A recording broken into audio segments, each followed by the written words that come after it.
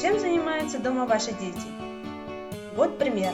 Обычный школьник целыми днями сидит за компьютером.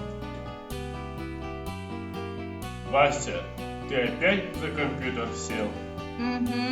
Скоро там корни пустишь. Пошли, кое-что покажу. Нет! Вот это дворец детского творчества.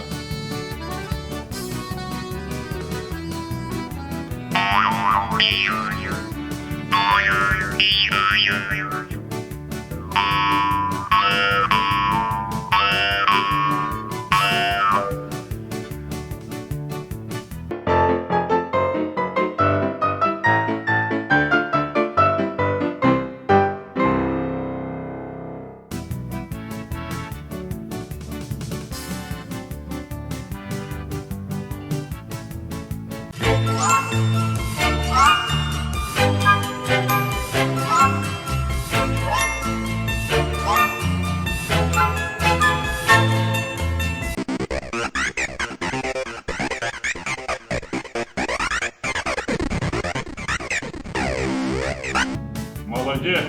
Теперь я горжусь своим сыном.